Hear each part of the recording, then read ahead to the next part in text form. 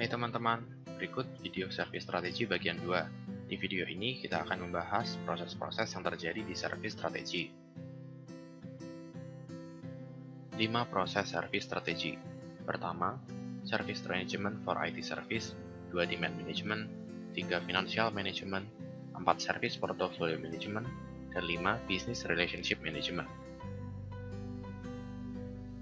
Service strategi yang pertama, yaitu strategi manajemen for IT service. Strategi manajemen for IT service ini adalah proses merumuskan strategi layanan TI agar layanan TI menjadi aset strategis organisasi.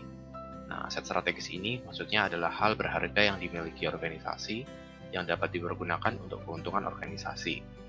Bagi penyedia layanan TI komersial, aset strategis dapat memberikan nilai tambah dalam memenangkan persaingan bisnis. Bagi penyedia layanan TI internal, nilai tambah aset strategis dapat berupa keuntungan mencapai tujuan bisnis organisasi. Aktivitas di strategi manajemen itu ada 2, yaitu analisis strategi dan merumuskan strategi. Di analisis strategi ini, kita melakukan analisis keadaan saat ini, umumnya menggunakan analisis SWOT. Pertama, analisa lingkungan internal organisasi, yaitu mengidentifikasi strength dan weakness organisasi serta layanan TI. Selain itu juga melakukan analisa biaya dan ROI tiap layanan TI. Kedua, analisa lingkungan eksternal organisasi, yaitu mengidentifikasi opportunity dan threat yang berpengaruh terhadap organisasi. Ketiga, menentukan tujuan-tujuan strategis yang ingin diraih organisasi dalam jangka waktu tertentu. Dan terakhir, menentukan target pasar dan pelanggan yang sesuai dengan layanan TI kita. Setelah menetapkan tujuan strategis, kita akan merumuskan strategi untuk mencapainya. Rumusan strategi pada dasarnya mencakup 2 hal, yaitu apa yang harus dilakukan organisasi dan bagaimana layanan TI bisa membantu kebutuhan bisnis atau pelanggan. Untuk menjawab pertanyaan tersebut, bisa digunakan 4Ps, yaitu perspective, position, plan, dan pattern.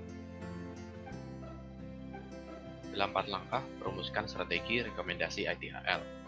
Pertama, menentukan target pasar dan pelanggan. Kedua, memahami pelanggan. Ketiga, mengkuantifikasikan bisnis outcome dan value layanan TI. Keempat, mengelompokkan dan memvisualisasikan layanan. Kelima, memahami peluang pangsa pasar. Keenam, mendefinisikan layanan-layanan TI berdasarkan outcome. Ketujuh, mendefinisikan model layanan. Dan 8, mendefinisikan unit dan paket layanan. Proses service strategi yang kedua, yaitu demand management. Demand management ini bertujuan untuk memahami pola permintaan layanan TI, supaya bisa mengantisipasi dan mempengaruhi permintaan pelanggan. Kapasitas layanan menyangkut quantity maupun quality layanan yang diminta pengguna. Dalam implementasinya, terdapat 5 aktivitas. Yang pertama, mengidentifikasi sumber dokumen yang bisa menjadi referensi prediksi permintaan layanan. Contohnya, rencana bisnis, rencana marketing, rencana produksi, atau kalender akademik untuk layanan TI universitas. Kedua, melakukan user profiles atau UP, yang outputnya berupa informasi tentang pola kebutuhan layanan TI, Inggrisnya Pattern of Business Activities atau PBA, untuk tiap-tiap kelompok pengguna. Contoh, staf tim penjualan memiliki 3 aktivitas bisnis dengan mengakses 3 aplikasi berbeda. Nah, di PBA ini nanti akan didokumentasikan kapan saja sih dia mengakses layanan TI tersebut. Dari sini, Departemen IT dapat memperoleh info beban yang harus dilayani oleh ketiga sistem tersebut. Ketiga, manajemen permintaan berbasis aktivitas. Di sini, secara teknis akan dilakukan pengelompokan PBA-PBA hasil aktivitas sebelumnya berdasarkan user profile, siapa melakukan apa aja, lalu memberikan kode dokumen-dokumen PBA, sehingga dapat digunakan untuk menganalisis berbagai aspek terkait layanan TI.